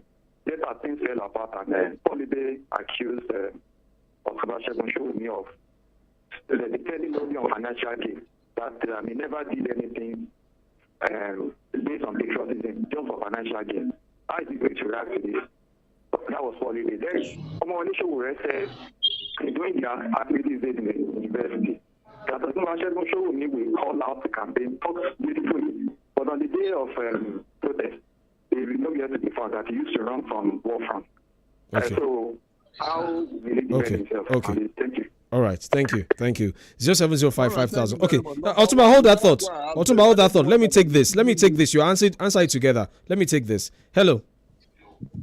Yeah, hello. Hello, good morning. Yeah, weekend greetings from the city of Lagos. Thank Mr. Toba, can you hear me? I can hear you. Good morning. Very good. Yes. This is Pop Chu. Go ahead. I said put for this program just for the sake of the wisdom hub of the panelists, especially the brilliant and empirical facts from the barrister always. My immense appreciation to him always for standing by and for the teeming interest of Nigerians who are presently passing through inexplicable circumstances in the face of the prevailing Malay and the manner within the present government, which is telling on. Separate to that, my message to the guest, Chief Otumba, is that it is the millions of Nigerians at large who display the scorecard of the present APC government with their reforms in Nigeria, not Otumba or the APC. Okay. And as far as I know, you measure the value of strength and of nations by the potentials of the weak, not the rich and money bag. Please have a blessed day from here. All right, Thanks. Thank you. So, Otumba, you want to respond to those two callers? The first one who talked about the issue with Paul Ibe and Omoyele Sowore, and this one who says it's Nigerians that will decide eventually. Yes. The first and most important thing I will say is that in the case of measuring the impact of government, yes, every person who opens his mouth to talk, they are not even schooled in the act of how long it takes between policy to hit the table. If you don't have food in your house today and you decide that you want to farm, even when you put the thing in the ground, you have to wait for it to harvest before you can harvest it. You have allowed yourself to not see the gains because you have believed that unless they come and dash you money, as if anybody told you that this country is a socialist country or a communist country. Even Awolowo did not dash people money, he only did policy. I don't want to waste more time on that. Yeah. Number two, no, I hate to engage them because the reason why I hate to engage them is that they are not rich, they don't have money, but they did not put any interesting money on the table. The only problem they have is that because they are tied to, they have no capacity for creative thinking or even to be firm, they believe that everybody has to be like them. For a start, the Polibe that is talking, I want to very strongly that I will hate to have to demarcate the principal because I won't have anybody impugn on my reputation. Their money can never be in my hand. It's not lost in my hand. I'm not one of those ones. I don't touch people's campaign money. When you give me money, I take that one. The one you say for your campaign, I give it to other people to run it while I run my energy and my power. Even the money that I have from other sources, I used to spend it on people's campaign. It's a very disgusting thing. They don't want you to continue to support them. When I was supporting them, why didn't they say, and I was criticizing Bola Tinubu and every other person, why didn't they come and tell me money? Now, if I tell you that the president is working and is doing well, if you like, you can say I'm a tribalist or I'm supporting my brother. Are you not supporting your own brother? The politician that is talking, do I not know what they do there? They'll be pretending as if they're with Atiku, but they'll be undermining the process for Peter, who is their brother. I don't do that kind of nonsense. I don't hide behind the finger. I'm supporting the president. I am supporting the president. I am supporting the president. Whoever wants to die can die. Otumba, please hold that thought. Hello. Let me land. Okay. On that nonsense that they used to take, Yele is saying. Yele is talking nonsense. It was one incident we were in the investor, and even 1 year, anyway. We called for a protest, and I won. You are not going to, this is not, the time of Tiananmen Square is gone. You are not going to put students, once we succeed in going out of school, we succeed in joining the protest, that's it. To put people in, to put other people's students in front of an armored personnel carrier. Well, his parents are teachers. My father is a soldier. Maybe he does not know what a gun can do. I do. So we had a children where I said, we'll join it, we'll mobilize to join it, and once we join it, that's it. Standing on the same ground as when they killed the people of China, did he wake them up? All the Solisoli has been doing since all these days. Which policy direction has he been able to change? That nonsense that they did at that time, did Babangida leave government because of that? Some people believe that their call in life is to be saying everything is bad. I don't mind, but so long as they have better ideas to put on the table, You will not expect somebody that's as educated as me to be able to jump at, oh, it's bad, without asking you. Let's even assume you succeed in that revolution and we'll give you the country. Can you run it? All right. Otumba, let's take this call. Otumba, let's take it. Hello. Hello, good morning. Good morning. Good morning. Yeah, good morning, Barrister. Good morning, everybody in the studio and Otumba. I just asked maybe one or two questions for Otumba.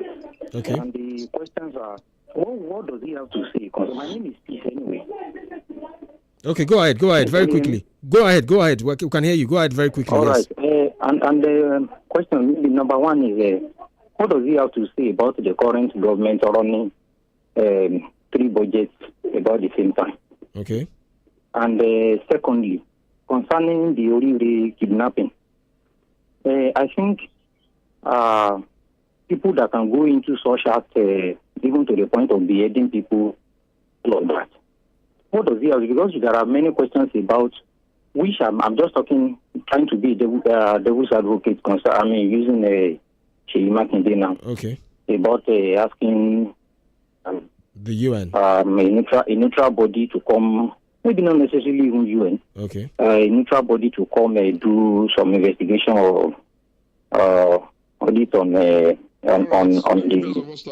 kidnapping and the rescue or whatsoever. Okay, thank you. I said, why is it that after the so-called rescue, because I don't want to agree totally that the rescue was done.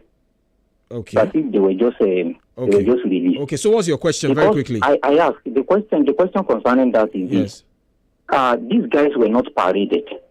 Many of our national dailies said 8 people were captured. Yes. Of the release or whatsoever. I said, where are these 8? Okay. All right. We never saw them. All right. Thank you. So, Otumba, we want to quickly address that in 2 minutes. Yes, 2 minutes. When there was a time when there was a speech in Russia where some kidnappers or terrorists had held down a theater and Putin was the president, he tried to see whether they would be able to get them out. He got so annoyed and said he cannot waste time. He entered the place, he shot at everybody. Some of the students died, some of the kidnappers died, a few were released. And he said he doesn't have time to be negotiating with terrorists. He's too impatient for that nonsense. If you have a kidnapping on your hand, you must be an irresponsible human being to think that any leader in this country would now say people should go and kidnap his people and behead them. That's the height of madness, if not even wickedness. And if there is a situation like that, and the Nigerian army cordoned off the place, did so much, even lost one of their soldiers in the business of rescuing, and one nuisance that does not even know how to even cock a gun before he will say he's going to shoot it, is saying that it was a joke. Well, God Almighty, don't let us see another incident of kidnapping in our country. Please, people should know the limit of the kinds of things you should be saying. It's a very serious matter, and it should not have been a joke. Right. On the issue of the budget, every budget is a proposal of intention. And the proposal of intention is that, okay, we will do this if we get the money, blah, blah, blah, blah, blah. It is good for them to have the fidelity of operating according to what they planned. But sometimes they put things in the budget that they will never even get all the money to be able to run. And it is the right of government to consider its priority. It is still within, unfortunately, the National Assembly that passes budget to also do an oversight on budget performance.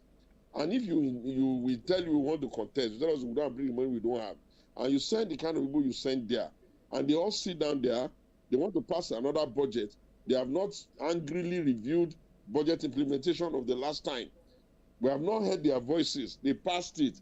You need to get out of this idea of thinking that it is in your dad's house or in your mom's house that government is wrong. You can't do anything about it.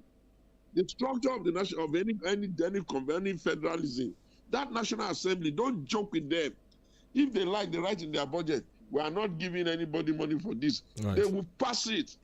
They will be lobbying. So, do you know how many times National Assembly, because of budget issues, you will not learn to walk before you crawl. You will not learn to crawl before you run. You will just be thinking that you sit down in your house and be saying whatever you don't know. The practical aspect of it, we are telling you. Have you ever reviewed the budget of your state?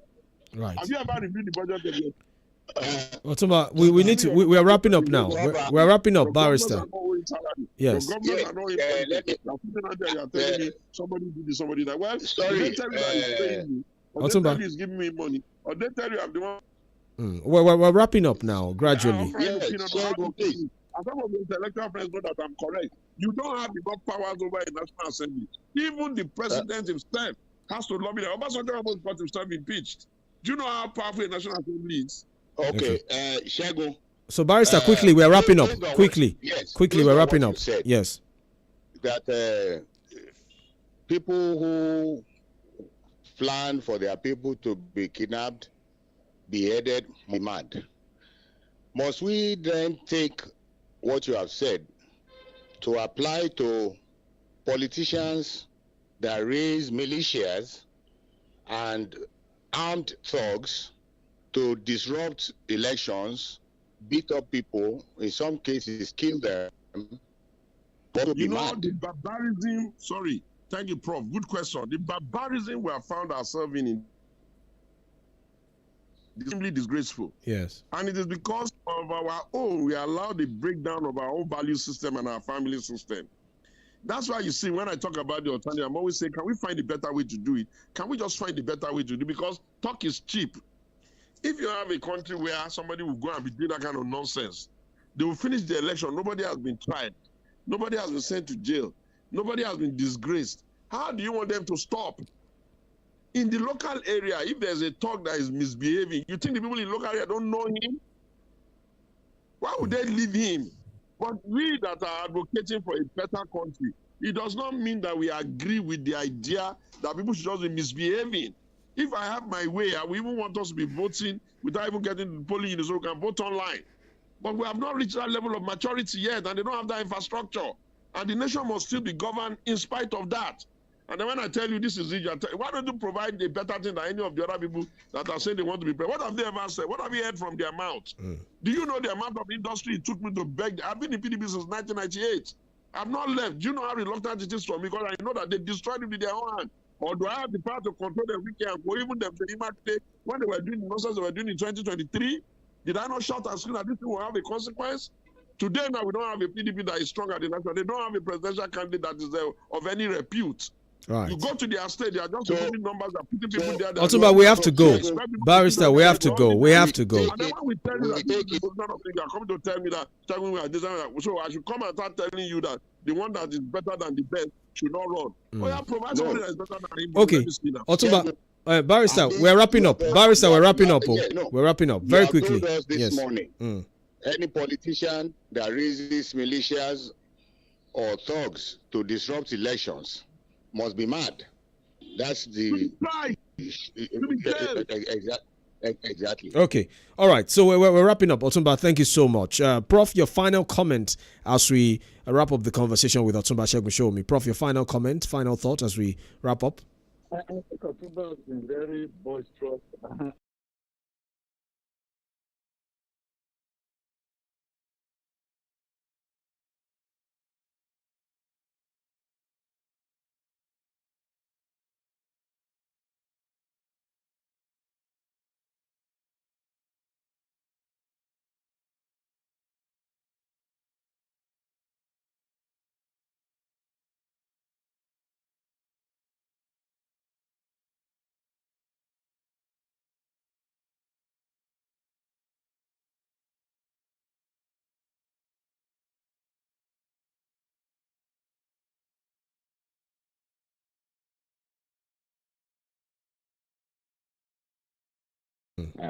Thank you. I really couldn't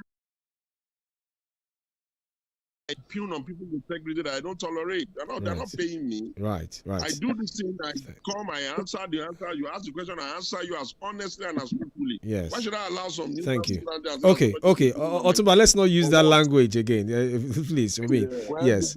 Thank you, Otunba. Okay, so Barrister, thank you. You know how many years I've been at this? Yes, sir. Do you see me with any appointment? Do you see me with any post? Do you see me in any of their governments? Perhaps Barrister should make us laugh to douse the tension. So that tomorrow will be better for you and all of us and our children. Yes. Barrister. Otunba has left. Otunba has left. He has left the call. He has left the call. He has left the call. He has left the call. He has left. He's left the call. He's left the call. He's left the call. No, but it's been a very robust conversation. Certainly. I certainly. always enjoy Shegun when he is with us. Yes. He's just a man who's very blunt. He is. He had behind a finger. He is. And I respect him for that. Yes. Actually, one of the great politicians that I have met is really very articulate and very rational in some of his positions. Yes, certainly. But they appear to be very different anyway. All right, thank you, Prof. and Barrister. Thank you, Otumba Shegun. If you're listening, we enjoyed having you on the show. Thank you so much. But as Prof said, I mean, when you make some statement to beg for critical questions to be asked, thank you so much, dear listener. Don't forget to join us again on the podium next Saturday 9 to 11. There's also the midweek edition on Wednesday 11 to 12. My name is OLORUNTOBA YUSUF. Enjoy the rest of your Saturday morning. Bye for now.